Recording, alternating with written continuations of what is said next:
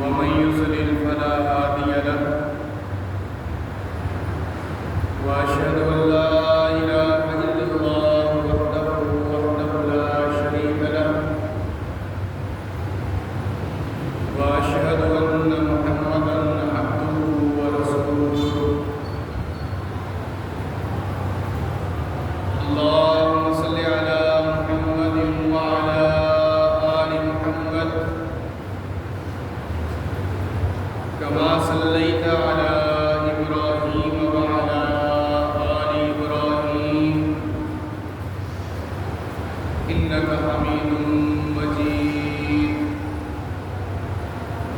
اللهم بارك على محمد وعلى آل محمد كما باركت على إبراهيم وعلى آل إبراهيم إنك حميد مجيد من يطع الله ورسوله فقد رشد واهتدى ومن يعص الله ورسوله فقد ضل وغوى أما بعد فإن خير الحديث كتاب الله وخير الهدي هدي محمد صلى الله عليه وسلم وشر الأمور محدثاتها وكل محدثة بدعة وكل بدعة ضلالة وكل ضلالة في النار. قد قال الله سبحانه وتعالى في القرآن المجيد والفرقان الحميد: أعوذ بالله من الشيطان الرجيم بسم الله الرحمن الرحيم وأما من خاف مقام ربه ونهى النفس عن الهوى فإن الجنة هي المأوى. وقال النبي صلى الله عليه وسلم: سبعة يظلهم الله يوم لا ظل إلا ظله ومنهم ورجل ذكر الله خاليا ففاضت عيناه. رب اشرح لي صدري ويسر لي أمري واحلل عقدة من لساني يفقهوا قولي. رب زدني علما رب زدني علما اللهم رب زدني علما. اللهم إني أسألك علما نافعا اللهم إني أعوذ بك من علم لا ينفع وزدني علما. رب يسر ولا تعسر وتمم بالخير وبك نستعين. صدق الله العظيم وصدق رسوله النبي الكريم ونحن على ذلك لمن الشاهدين والشاكرين والحمد لله رب العالمين.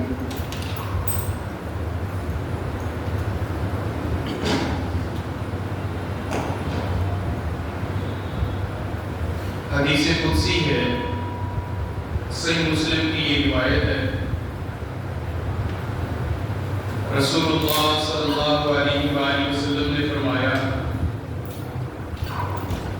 اللہ سبحانہ و تعالیٰ فرماتے ہیں: قال اللہ عز وجل عزتی و جلالی. اللہ فرماتے ہیں مجھے میری عزت اور میرے جلال کی قسم، لا اجمع ولا عبدی خوفینی ولا امنین. میں اپنے بندے پر بیک وقت ایک ہی وقت میں دو چیزیں جمع نہیں کروں گا. اگر میں اس کے دل میں خوف ڈالوں گا تو قیامت کے دن پھر اس کو امن عطا کروں گا. اگر دنیا کے اندر اس کو امن دوں گا تو پھر قیامت کے دن اس کو میں ڈراؤں گا۔ ایسا نہیں ہو سکتا کہ دنیا کے اندر خوف اور امن دونوں ایک ہی دل کے اندر سما جائیں، بلکہ اس طرح سمجھیے کہ ایک شرط ہے دوسری مشروط ہے، ایک لازم ہے دوسرا ملزوم ہے، ایک کا تعلق دنیا کے ساتھ ہے اور دوسرے کا تعلق آخرت کے ساتھ ہے۔ اللہ سبحانہ و تعالیٰ نے جو ہمیں ہماری روح کو ایک شفاف اور صاف اور ایک پاکیزہ دل دیا ہے، اس دل میں سب سے اعلیٰ چیز جو نورانیت کی حامل ہے، جو ہمارے اور آپ کے دل کا حسن ہے، وہ ہے خوف خدا، اللہ کا خوف، اللہ کی خشیت، اللہ سے ڈرتے رہنا۔ جو بندہ اللہ تعالیٰ سے ڈر گیا وہ دنیا اور آخرت کو کمائے گا۔ جس کے دل میں اللہ کا خوف نہیں ہے، جس کے دل میں اللہ کا ڈر نہیں ہے، وہ جتنا چاہے کان اور ناک کو ہاتھ لگاتا رہے اور لوگوں کے سامنے معافی کرتا رہے، اور اس کے دل میں اللہ کا خوف نہ ہو تو اس کی نمازیں بھی بیکار ہیں۔ جب بندہ اللہ سے ڈر جاتا ہے تو اللہ تبارک و تعالیٰ اس کو ایسے لوگوں میں شامل کر لیتے ہیں، فرمایا لا خوف علیہم ولا هم یحزنون۔ جب اللہ کا ڈر آ گیا تو پھر دنیا کا ڈر اس کے دل سے نکل جاتا ہے۔ دنیا کیا سوچ رہی ہے میرے متعلق، دنیا کیا کہے گی، لوگ کیا کہیں گے، یہ تبصرہ اس کی زبان سے آپ نہیں سنیں۔ جس کے دل میں اللہ کا ڈر آ جاتا ہے اور جس کے دل میں لوگوں کا ڈر ہوتا ہے تو پھر آج کل لوگوں کو راضی کرنے کے لیے ہر اپنی زندگی کا تیور تبدیل کرنا پڑتا ہے۔ اچھا اب میں نے یہ کر لیا تو لوگ کیا کہیں گے، چلے یوں کر کے دیکھ لیتا ہوں لوگ کیا کہیں گے۔ یہی چیز ہمیں اللہ کے خوف سے ہٹا رہی ہے اور بندوں کا خوف ہمارے دل میں بٹھا گئی۔ حالانکہ قرآن مجید کے اندر اللہ سبحانہ و تعالیٰ نے اہل ایمان کا ذکر کرتے ہوئے ان کی صفات بیان کرتے ہوئے فرمایا کہ یہ اللہ کے علاوہ کسی سے نہیں ڈرتے، ان کے دل میں اللہ کے خوف کے علاوہ کسی کا خوف نہیں ہوتا، یہ صرف اور صرف اللہ سے ڈرنے والے ہوتے ہیں۔ اور اللہ تبارک و تعالیٰ نے قرآن مجید میں جگہ جگہ اپنے ذات سے اور اللہ تبارک و تعالیٰ نے اپنے آپ سے اور آخرت کے ڈر سے خوف دلا کر فرمایا کہ میری خشیت اپنے دل میں بٹھا۔ یا ایھا الذین آمنوا قوا انفسکم واہلیکم نارا، اہل ایمان اپنے آپ کو اور اپنے اہل خانہ کو جہنم سے بچائیں۔ کیوں؟ تمہیں اللہ سبحانہ و تعالیٰ خوف دلا رہی ہے، اپنا ڈر تمہارے دل میں بٹھا رہی ہے۔ ایک اور جگہ پر اللہ فرماتے ہیں وَأَمَّا مَنْ خَافَ مَقَامَ رَبِّهِ وَنَهَى النَّفْسَ عَنِ الْهَوَىٰ، ہاں وہ شخص جو اللہ کے سامنے اللہ کی عدالت میں کھڑا ہونے سے ڈر گیا۔ بھائی میرا کیا بنے گا، میں نے 40 سال کی زندگی گزاری ہے، غافل ہو کر میں گزار کے جا رہا ہوں، اللہ کے سامنے کھڑا ہو گیا اور اللہ نے پوچھ لیا کہ یہ کام کیوں کر کے آیا ہے۔ خوف اللہ کا دل میں بیٹھ گیا، فرمایا خوف ڈالنے کے بعد، اللہ کا ڈر دل میں بٹھانے کے بعد دوسرا کام وَنَهَى النَّفْسَ عَنِ الْهَوَىٰ، ایک قدم اپنے دل پر رکھا کہ اب اللہ سے ڈر جانا ہے، دوسرا قدم اپنی خواہشات پر رکھ لی، نفسیاتی خواہشات جو اللہ تبارک و تعالیٰ نے بھوک کے وقت بھوک کی ضرورت، پیاس کے وقت پانی کی ضرورت، بھوک کے وقت کھانے کی ضرورت، اور تیسری ایک خواہش ہے ہر مرد اور عورت کے بلوغت ہونے کے بعد اس خواہشات پر اگر قدم رکھ دیا، فرمایا فَإِنَّ الْجَنَّةَ هِيَ الْمَأْوَىٰ، میں اللہ گارنٹی دیتا ہوں کہ اس کا مرنے کے بعد جنت ٹھکانہ ہو۔ شرط یہ ہے کہ اللہ سے ڈرتے رہو اور خواہشات سے بچتے رہو.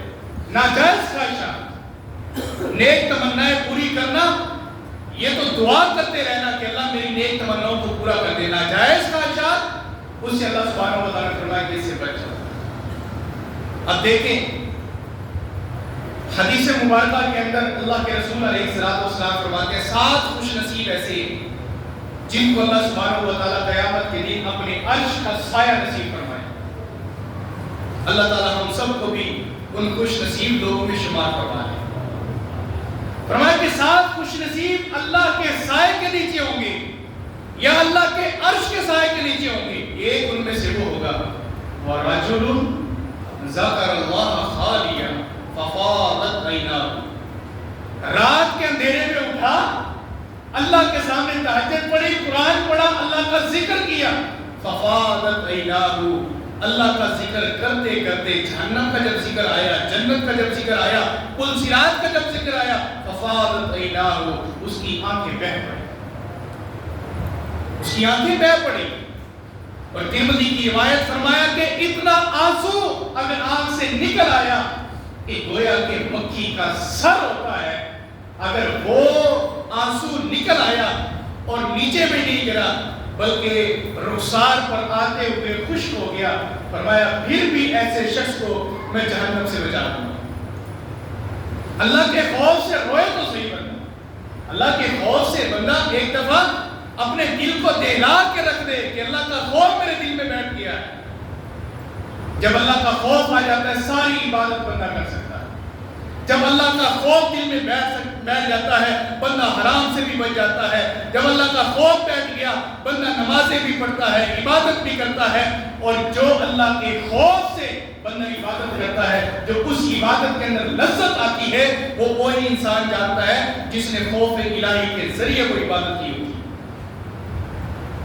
ایک نماز، آپ ایک نماز فرضی بھی نہیں، نفل نماز کون سی ہے؟ تہجد کی نماز. اللہ سے ڈر کے صرف ایک رات، پوری رات بھی نہیں، ایک رات کا ایک حصہ اور ایک حصے کا 10واں حصہ صرف 2 رکعتوں پر مشتمل کر کے آپ رات کی تاریکی میں اٹھ کے صرف 2 رکعتیں پڑھے اللہ سے ڈر کے، تو آپ جو اس عبادت کے اندر لذت محسوس کریں گے وہ آپ کا دل بتائے گا کہ میرے دل میں ایمان کی گھڑی کتنی رہ گئی. اللہ کا خوف ہر عبادت سے پہلے ضروری ہے. کسی مشن پر آپ نکلے تو اللہ کا خوف اٹھا کر نکلے. کوئی مقصد اپنی زندگی کا بنائے تو اس میں اللہ کا خوف لازمی شامل کر لیں. نبی علیہ السلام نے فرمایا، رسول اللہ صلی اللہ علیہ وسلم فرماتے ہیں 2 آنکھیں ایسی ہیں، عینان لا تمسہم النار. 2 آنکھیں ایسی ہیں جو اللہ کی بنائی ہوئی مخلوق جہنم کو کبھی نہیں دیکھی، کبھی بھی نہیں دیکھے گی. تصور ضرور کرے گی، آنکھوں میں وہ سارا جہنم کا نقشہ ضرور لے کر آئے گی، لیکن یہ 2 قسم کی آنکھیں کبھی بھی جہنم کے اندر نہیں جا سکتی. ایک وہ آنکھ عین بکت من خشیت اللہ، وہ آنکھ جو اللہ کے خوف سے رو پڑی، جو اللہ کے خوف سے رو پڑی، یہ آنکھ کبھی جہنم نہیں دیکھی. اور دوسری آنکھ وعین تحرس فی سبیل اللہ، اور وہ آنکھ جو رات کی تاریکیوں میں جاگ جاگ کر بندے نے گزاری رات پوری، آنکھوں کو سونے نہیں دیا، صرف اس وجہ سے کہ مسلمانوں کی عزتوں کی حفاظت کر رہا ہوں، مسلمانوں کے مال کی حفاظت کر رہا ہوں، مسلمانوں کے قبائل کی حفاظت کر رہا ہوں. فرمایا کہ یہ آنکھ بھی اللہ تبارک و تعالیٰ اس آنکھ کو جہنم نہیں دے گا. صحیح بخاری کی روایت، ایک شخص مرنے والا مرنے کے قریب ہوا. بنی اسرائیل کا یہ واقعہ اللہ کے رسول علیہ السلام نے اپنے صحابہ کو ذکر فرمایا کہ مرنے کے قریب ہوا. بیٹوں کو بلایا، بیٹو میں جب مر جاؤں میری وصیت ہے کہ میری میت کو آگ لگا دیں، میری ڈیڈ باڈی کو آگ لگا دینا. آگ لگانے کے بعد اس کی جو راکھ بچے ہڈیوں کا جو سرما بنے، میرے گوشت کے جو ذرے ذرے بن کر مٹی بن جائے، راکھ بن جائیں، کچھ سمندر کے اندر بہا دینا، کچھ ہواؤں کے سپرد کر دینا، اور کچھ مٹی خود لے جائے گی، زمین خود لے جائے گی۔ بچوں نے پوچھا ابا جان مرتے ہوئے بھلا ایسی کوئی وصیت کرتا ہے؟ آپ دنیا سے جا رہے ہیں اور شریعت کے خلاف وصیت کر کے جا رہے ہیں۔ باپ نے کہا نہیں میرا بیٹا، میں جو وصیت کر کے جا رہا ہوں اس وصیت پر عمل کرنا، میری میت کو آگ لگا دینا۔ اور صحیح بخاری کے الفاظ ہیں، یہ 3-4 موقعوں پر حدیث آئی ہے صحیح بخاری کے اندر، اس کا جرم کیا تھا، یہ گناہ کیا کرتا تھا۔ نبی علیہ السلام نے فرمایا کہ یہ کفن چور تھا۔ جو میت کو قبر میں رکھا جاتا، اس میت کا تازہ کفن نکال کے مارکیٹ میں جا کے بیچ دیتا ہے، کفن چور تھا۔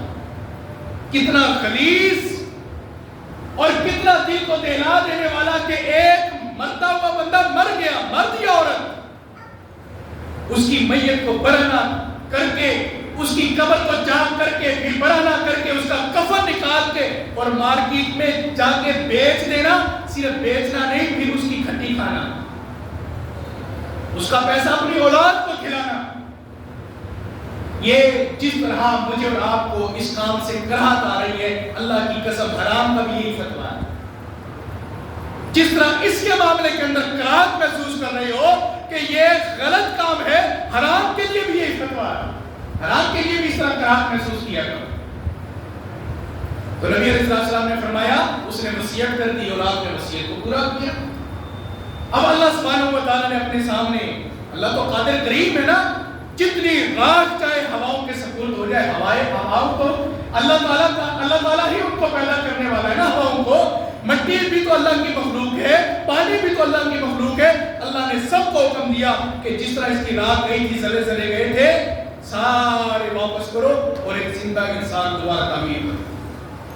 اللہ نے اسے کھڑا کیا، میرے بندے یہ بتا کہ تو نے زندگی کے اندر ہر نعمت کو حاصل کیا اور تو نے عیاشیاں کی، اپنی مرضی کی زندگی جی کر آیا، آج جب مرنے لگا تو تو نے اپنی اولاد کو یہ وصیت کرنا دی؟ اللہ جانتے ہیں لیکن اس کی زبان سے اعتراف کرانا چاہتے ہیں۔ اللہ فرماتے ہیں میرے بندے بتا کیا وجہ تھی جس کی وجہ سے تو نے اپنے آپ کو جلا دیا اور یہ وصیت اپنی اولاد کے نام کرایا، وجہ کیا تھی؟ تو بندہ پتہ ہے کیا کرے گا؟ صرف ایک بات، اللہ گنہگار اتنا تھا، سیاہکار اتنا تھا، مجرم اتنا بڑا ہو گیا تھا تیری عدالت کا، تیرے کچہرے میں کھڑا ہونے سے ڈر گیا تھا کہ اللہ نے پوچھ لیا کفن کیوں چوری کر کے آیا ہے، اللہ نے پوچھ لیا حرام کیوں کھا کے آیا ہے۔ اللہ میرے رب تیرے سامنے کھڑا ہونے سے میں ڈر گیا ہوں، تیری جہنم میرے دل میں بیٹھ گئی کہ میں اللہ کی جہنم میں کیسے جاؤں گا، پہلے ہی میں نے اپنے آپ کو جلوا دیا، میں نے وصیت کر دی، صرف یہ خوف تیرا میرے دل میں بیٹھ گیا تھا۔ اب یہ ہوا بھی موت کے بعد ہے، اللہ کے سامنے موت کے بعد ایک اعتراف کر رہا ہے۔ اللہ فرماتے ہیں کیا میرے بندے ایسے کیا تو نے؟ کیا میرا خوف تیرے دل میں اس طرح بیٹھ گیا تھا؟ جی ہاں میرے اللہ، تیرا خوف میرے دل میں اسی وجہ سے بیٹھ گیا تھا اور میں ڈر گیا تھا تیری جہنم سے۔ اللہ فرماتے ہیں جا میرے بندے، تیرے دل میں میرا خوف بیٹھ گیا، آج تیرے سارے گناہوں پر پردے ڈال کر تجھے جنت کا وارث کرتا ہوں۔ ایسا لگا ہے اللہ تعالیٰ ایک صرف دل کے اندر خوف بٹھایا، اللہ نے جنت کا مالک بنا دیا۔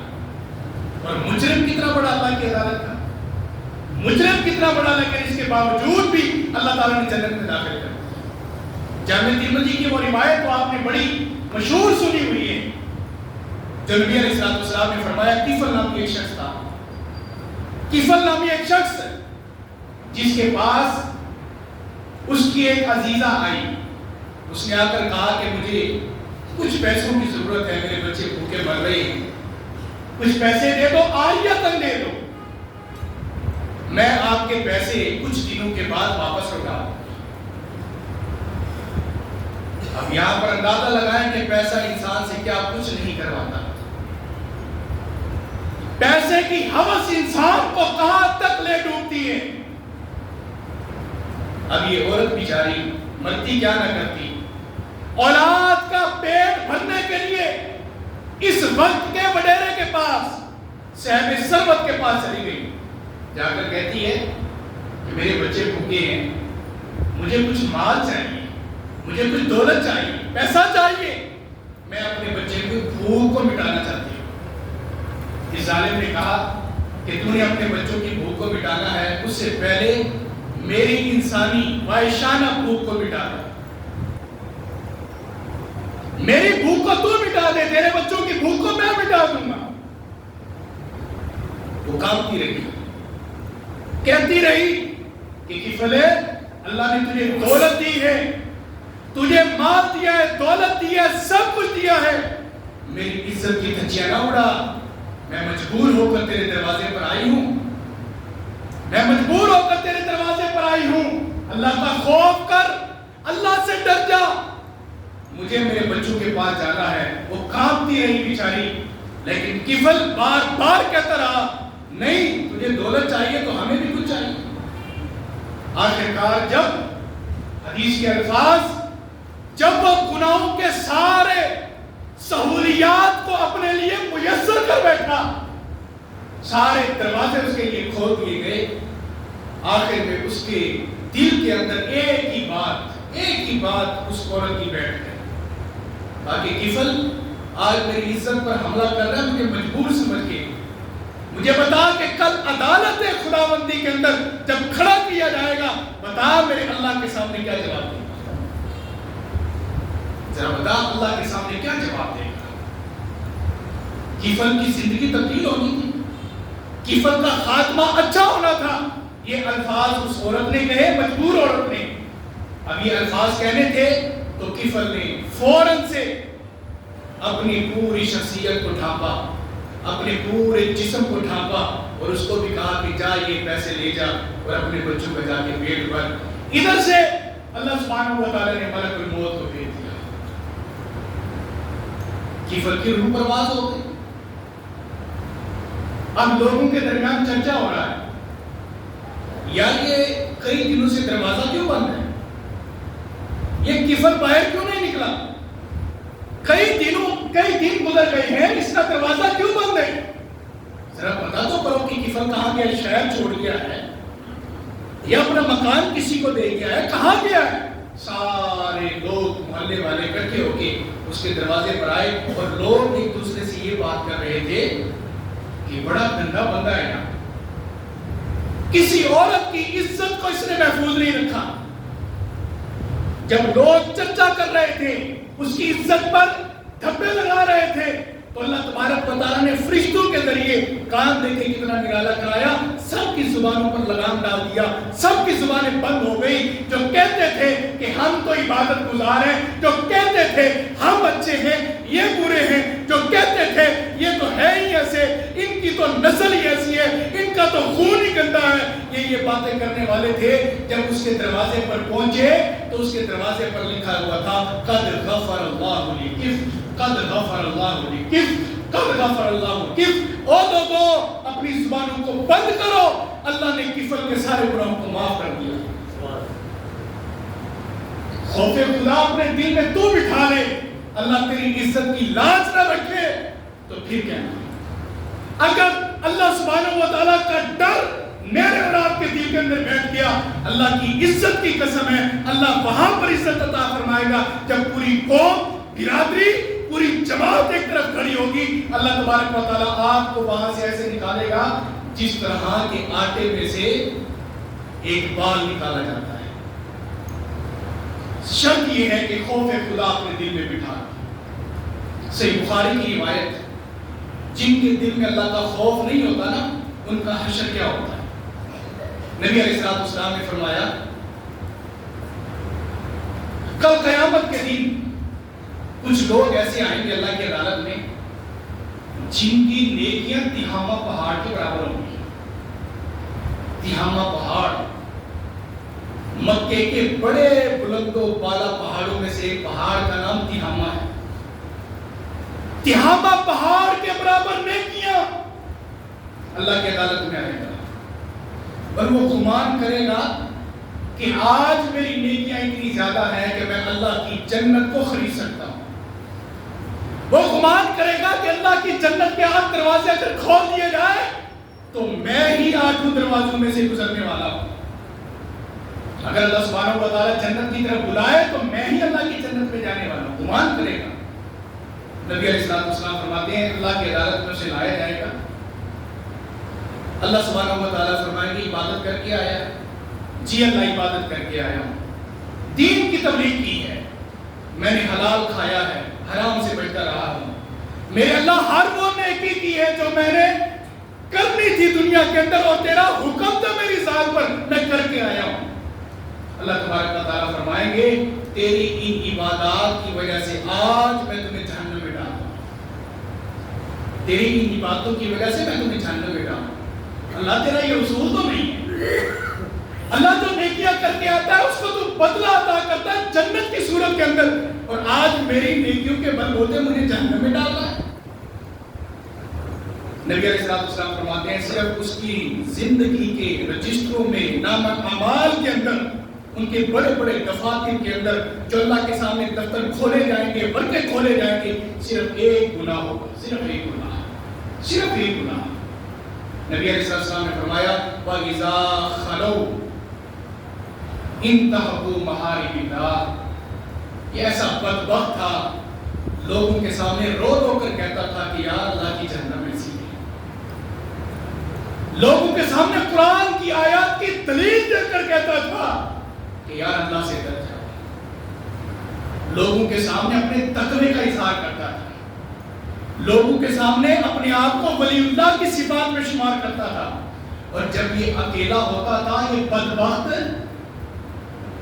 یہ شقی انسان جب انتہائی اور جب خلوت کے اندر جاتا تھا, ہر وہ کام کرتا تھا جو لوگوں کو کہتا تھا کہ یہ نہیں کرنا چاہیے. صرف اس کو خلوت مل جاتی تھی, تنہائی مل جاتی تھی, تنہائی کے اندر ہر وہ حرام کام کرتا تھا جو اللہ نے منع کیا تھا. معلوم کیا ہوا, لوگوں سے تو ڈرتا تھا لیکن اللہ سے نہیں ڈرتا تھا. لوگوں کا خوف دل میں بٹھا کر تم اللہ کی جنت نہیں لے سکتے جب تک اللہ کا خوف دل میں نہ ہو. لوگوں کے سامنے جنت جہنم کا ذکر آیا, توبہ توبہ توبہ, قبر حشر قبر حشر قبر حشر, اس طرح کے رویے ہوتے ہیں اس کے. اور جب اکیلا ہوتا ہے, کیا جہنم, کیا پوچھ صراط, کیا قبر, کیا حشر, کیا حساب, کیا یوم میزان, سب کچھ بھلا کے ہر وہ کام کرتا ہے جو اللہ تو دیکھ رہے ہوتے ہیں لیکن اللہ کے بندے نہیں دیکھ رہے ہوتے. اللہ کے بندے نہیں دیکھ رہے ہوتے. اللہ کی عزت کی قسم اٹھا کے کہتا ہوں, اگر اللہ سبحانہ و تعالیٰ میرے اور آپ کے جسم کے اندر گناہ کی بدبو رکھتا, آج ہم مسجد میں صفے بنا کے نماز نہ پڑھتے. میرے اللہ کا بہت بڑا احسان ہے میری اور آپ کی ذات پر کہ گناہ میں بدبو نہیں رکھی. اگر گناہ میں سمیل نکل آتی تو کٹھے کھڑے نہ ہوتے. کوئی منہ اٹھا کے کہتا کہ ابھی فلانا کام کر کے آ رہا ہے, کوئی کندھا پکڑ کے ہلا کے کہتا کہ یہ کام کر کے آ رہا ہے تم. گناہوں کی سمیل نہیں ہے, یہ اللہ کا احسان سمجھو. اور ہم صرف لوگوں سے ڈرنے والے لوگ ہیں, اللہ کا خوف ہمارے دل میں نہیں ہے. آج نمازوں کے اندر لوگ کتنے ہوتے ہیں. آپ اگر کہیں کہ میرے دل میں اللہ کا خوف ہے, میں اللہ سے ڈرتا ہوں, اور نماز پورے دن کی ایک بھی نہیں, تو آپ فارمیلٹی کا خوف رکھتے ہیں, آپ دنیا داری کا خوف رکھتے ہیں. آپ کے دل میں اللہ کا خوف نہیں ہے, صرف زبانی کلامی بات کرتے ہیں. اگر آپ کی عمر میری عمر 40 سال ہو گئی ہے, مجھے قرآن کا ناظرہ پڑھنا نہیں آتا, اور میں کہتا ہوں کہ میں اللہ سے ڈرنے والا ہوں, مجھے بتائیں کہ یہ کیسا خوف ہے جو اللہ سے بات کرنا بھی نہ سکھا سکا. بات کرنے کا ڈھنگ بھی ابھی تک نہیں آیا کہ اللہ سے کیسے بات کی جائے. کہتا ہے کہ میرے دل میں اللہ کا خوف بیٹھا ہوا ہے. ایک اور حدیث سنیے, بات کو ختم کرتا ہوں. حضرت عمر رضی اللہ تعالیٰ عنہ, جامع ترمذی کی روایت, حضرت ابی بن کعب رضی اللہ تعالیٰ عنہ کے پاس آئے. عمر پوچھتے ہیں کہ اللہ تعالیٰ نے قرآن مجید کے اندر اتقو کا حکم دیا ہے کہ اللہ سے ڈر جاؤ, اللہ سے ڈر جاؤ, اللہ سے ڈر جاؤ, اللہ کا خوف دل میں بٹھاؤ.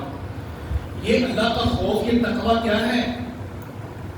مجھے تقوی کی تعریف بتائیے، یہ تقوی کیا ہے؟ یہ اللہ سے ڈر جانا کیا بات ہے؟ یہ مجھے سمجھائیے، مجھے سمجھ نہیں آ رہے۔ حضرت ابی بن کعب رضی اللہ تعالیٰ عنہ نے جناب عمر رضی اللہ تعالیٰ عنہ سے فرمایا، اے عمر، کیا آپ کا کبھی گزر جنگل سے ہوا ہے؟ جنگل سے کبھی گزر ہوا ہے؟ جی ہاں، میرا کئی مرتبہ گزر ہوا ہے۔ اچھا، جنگل کے اندر کبھی ارد گرد جھاڑیاں ہو اور آپ وہاں سے کبھی گزرے؟ وہاں پر کانٹے دار آپ کے دائیں بائیں جھاڑیاں ہو اور آپ وہاں سے گزر کے گئی اور راستہ بڑا تنگ ہو؟ جی ہاں، گزرا ہوں۔ کیسے گزرتے ہیں؟ حضرت عمر رضی اللہ عنہ فرماتے ہیں، میں اپنے کپڑوں کو سمیٹ لیتا ہوں تاکہ کوئی کانٹا میرے کپڑے کو نہ چیرے، نہ پھاڑے۔ شاخدار کانٹے دار جو شاخیں ہیں وہ میرے کپڑے کو پھاڑ نہ سکے، میں اس طرح گزر جاتا ہوں۔ فرمایا، یہی تو تقویٰ ہے، یہی تو خوف خدا ہے، یہی تو خشیت الہی ہے۔ فرمایا کہ میں بات کو سمجھا نہیں۔ فرمایا کہ عمر رضی اللہ تعالیٰ عنہ، اللہ سبحانہ و تعالیٰ یہی بتا رہی ہے کہ جس دنیا سے گزر کے جاؤ گے، جن شاخدار جھاڑیوں سے گزر کے جاؤ گے، یہ ارد گرد گناہوں کی جھاڑیاں ہیں، اور جہاں پر تم نے پہنچنا ہے وہ انسان کی قبر ہے۔ تیرے دائیں طرف زنا کا کانٹا آئے گا، کپڑوں کو سمیٹنا۔ تیری بائیں طرف سود کا کانٹا آئے گا، اس سے بچ کے نکلنا۔ پھر آگے ماں باپ کی نافرمانی بھی آئے گی، آگے بیوی کو تھپڑ مارنا، اس پر تیزاب گرانا بھی آئے گا۔ پھر دائیں بائیں چلتا پھرتا آخر کار تو نے قبر تک پہنچنا ہے۔ صرف تو اپنے جسم کو ان گناہوں سے بچا کر، ان جھاڑیوں سے بچا کر قبر تک پہنچ جائے، اسی چیز کا نام تقویٰ ہے۔ کیا ہم ان شاخدار جھاڑیوں سے بچ رہے ہیں؟ کیا ہمارا تقویٰ اس لیول کا ہو چکا ہے جو تقوی کی تعریف حضرت ابی بن کعب بتا رہے ہیں؟ واللہ العظیم نہیں ہے۔ اس لیول کا تقویٰ نہیں آیا تو ہمارے دل میں اللہ کا خوف بیٹھا ہی نہیں، اللہ کا ڈر ہمارے دل میں آیا ہی نہیں۔ اللہ سے ڈر جائیے۔ اللہ سے جب بندہ ڈر جاتا ہے وہ پھر فضول بکواسات بھی نہیں کرتا۔ غیبت ہو رہی ہوتی ہے، یار چھوڑ دے مرنا ہے۔ کہیں پر کوئی بات ہو رہی ہوتی ہے، یار چھوڑ دے مرنا ہے۔ اس کو موت یاد آ رہی ہوتی ہے، اللہ کا خوف اس کے دل میں بیٹھا ہوتا ہے، تو اللہ کا خوف اپنے دلوں میں بٹھا دو۔ یہ دل کا زیور ہے کہ جس کے دل میں اللہ کا خوف بیٹھ گیا، فرمایا فَإِنَّ الْجَنَّةَ هِيَ الْمَأْوَىٰ، میں اس کے لیے جنت تیار کر رہا ہوں، جنت کا وارث بنا دوں گا اس بندے کو جس کے دل میں اللہ کا خوف ہوگا۔ میری یہ وصیت سمجھے، نصیحت سمجھے۔ اللہ کے رسول نے جو فرمایا تھا، فرمایا اے معاذ، میں تمہیں نصیحت کرتا ہوں، جہاں کہیں بھی ہو اللہ سے ڈرتے رہنا۔ اکیلے ہو، تنہا ہو، مجلس میں ہو، خلوت میں ہو، لوگوں کے درمیان ہو یا اندھیروں میں ہو، یا کسی خشکی میں ہو یا کسی تری میں ہو، تو اللہ سے ڈرتے رہنا۔ تم اللہ سے ڈر جاؤ گے، اللہ تمہاری ہر دعا کو قبول کرے گا۔ اللہ تیرے دل کے اندر تقویٰ رکھ کر تیرے چہرے پر نور عطا فرمائے گا۔ تیرے چہرے سے نظر آئے گا کہ تو اللہ سے کتنا ڈرنے والا ہے، تو اللہ تبارک و تعالیٰ تیرے چہرے کی کشش لوگوں کے دلوں کے اندر بٹھا دے گا جو تجھے دیکھنے کے لیے ترسیں گے۔ یہ اللہ تبارک و تعالیٰ کا خوف جس کے دل میں بیٹھ گیا، اللہ تبارک و تعالیٰ نے دنیا کی کایا پلٹ کے رکھ دی ہے۔ سیدنا سعد بن معاذ رضی اللہ تعالیٰ عنہ 33 سال کی عمر کے اندر مسلمان ہوئے تھے۔ 33 سال، 33 سال، اور وفات پتہ ہے کتنی سال کی عمر میں ہوئی ہے؟ 36 سال۔ صرف 3 سال اسلام میں گزرے، صرف 3 سال، صرف 3 سال۔ اور جب سعد بن معاذ رضی اللہ تعالیٰ عنہ کا جنازہ اٹھا تھا تو میرے پیغمبر نے فرمایا تھا کہ سعد کی وفات کی وجہ سے اہتز عرش الرحمن، اللہ کا عرش بھی چیخ اٹھا ہے، اللہ کا عرش بھی کانپ اٹھا ہے۔ اور اسی سعد رضی اللہ عنہ جو 3 سال پہلے مسلمان ہوا تھا، آج اس کے جنازے کے اندر اتنا بڑا لشکر فرشتوں کا آیا ہے کہ اللہ کے رسول اپنے ہاتھ کے اشارے کر کے کہہ رہے ہیں کہ اس ہاتھ کے برابر بھی زمین پر پاؤں رکھنے کی جگہ نہیں ہے، اتنے فرشتے آئے ہوئے ہیں۔ سعد رضی اللہ تعالیٰ عنہ کے بارے میں اللہ کے رسول نے فرمایا میرا سعد تو وہ ہے صرف 3 سال کی محنت، 3 سال کا خوف الہی، خشیت الہی، دل کے اندر بیٹھا، فرمایا کہ سعد کے لیے رومال اللہ تعالیٰ نے جنت سے بھیجا ہے، جنت سے رومال بھیجا، صرف 3 سال کی محنت، 3 سال کی محنت، 3 سال کے اندر جو اللہ کے عرش کو ہلا دے، اور جوانی کی عمر میں، جوانی کی عمر میں 33 سال جوانی کی عمر ہے، جب پاورفل سٹرونگ انسان ہوتا ہے اور جوانی کا جوبن ہوتا ہے، اس کے اندر اللہ کا خوف رکھنا. اور یار آخر میں بڑھاپے میں تو لوگ کہہ لیتے ہیں اب تو قبر میں ٹانگیں تھی، مسجد میں آنا ہی تھا نا، اب تو داڑھی چٹی ہو گئی ہے تو اب تو مسجد میں آنا بنتا تھا. جوانی میں آپ کو دیکھ کر کوئی کہے کہ یہ مسجد میں کیوں آیا ہے، جوانی میں خوف خدا لے کر آیا ہے. جوانی کے اندر گناہ چھوڑ کر اللہ کے در میں بیٹھ کر، جوانی کے اندر سیاہ داڑھی لے کر، سیاہ بال لے کر، جوانی کا جوبن لے کر اللہ کے سامنے بیٹھ کر قرآن پڑھ رہا ہو اور اس کی آنکھیں بہہ رہی ہوں، جوان بھی خوف خدا لے کر آیا ہے، خوف خدا ہی سے مسجد میں لے کر آیا ہے، خوف خدا اللہ سے ملوا رہا ہے. تو بڑھاپے کے اندر تو میرے بھائی سب کچھ ہونا ہے. جب گناہ کی طاقت چھین لی اللہ تعالیٰ نے، جب آنکھیں کمزور ہو گئی، دانت ٹوٹ پھوٹ کا شکار ہو گئے، دماغی توازن اب درست نہ رہا، جب ٹانگیں بالکل کمزور ہو گئی، پیساچوں کے ذریعے چلتا ہے. اب اگر اللہ کا خوف آ گیا ٹھیک ہے، اچھی بات آنا چاہیے، لیکن اس وقت جو خوف آیا کیا خوف ہے، کیا خوف ہے. تو کئی جوان بیٹھے ہوئے ہیں بڑھاپے کا انتظار کر رہے ہیں کہ بڑھاپے میں جا کے نمازیں پڑھیں گے. کئی جوان بیٹھے ہوئے ہیں بڑھاپے میں جا کے داڑھی رکھیں گے. اور جوانی کے ساتھ اس داڑھی کا کیا تعلق؟ خارش ہوتی ہے نا، یا داڑھی پوری نہیں آ رہی، پوری آ رہی ہے، قاری صاحب رکھیں گے انشاءاللہ. یہ پوری کا انتظار کر رہا ہے، پوری آئے گی، ملک الموت لے کر آئے گا. روح کا فرشتہ جب روح کو کھینچے گا اور قبر میں اتارے گا اور اللہ پوچھے کہ اس کا چہرہ دیکھو ذرا، یہ امتی محمدی کے کہلوانے کے لائق ہے، دیکھو تو صحیح اس کا چہرہ. ابا اتریں گے، میرے بیٹے کا چہرہ ذرا قبلہ رخ کرنا، میرے بھائی کا چہرہ قبلہ رخ کرنا. واللہ العظیم جس چہرے پر اللہ کے رسول کی سنت نہیں ہے، قبلہ رخ بھی کر دو، فرشتے تھپڑ مار کے سائڈ پہ کر دیں گے، اور تو قبلہ رخ کروا رہا ہے. پوری زندگی اپنا جو قبلہ محور تھا رسول اللہ صلی اللہ علیہ وسلم، اس کی طرف تو نے کیا کچھ کیا، اور آج تو قبلہ رخ ہونا چاہ رہے مرنے کے بعد. تو اپنی زندگی کو انمول بنائیے، خوف خدا جیسا حسن اپنے دل میں بٹھا لیجئے. چہرے کی نورانیت اللہ کے ذمہ ہے کہ چہرے پہ نور عطا فرمائے گا. اللہ سبحانہ و تعالیٰ مجھے اور آپ کو جتنی کمی کوتاہیاں ہم سے ہو رہی ہیں یا ہو چکی ہیں، اللہ معاف فرمائے، درگزر فرمائے، اور اگلی زندگی ہمیں اللہ سبحانہ و تعالیٰ اپنی طرف لانے کی توفیق دے.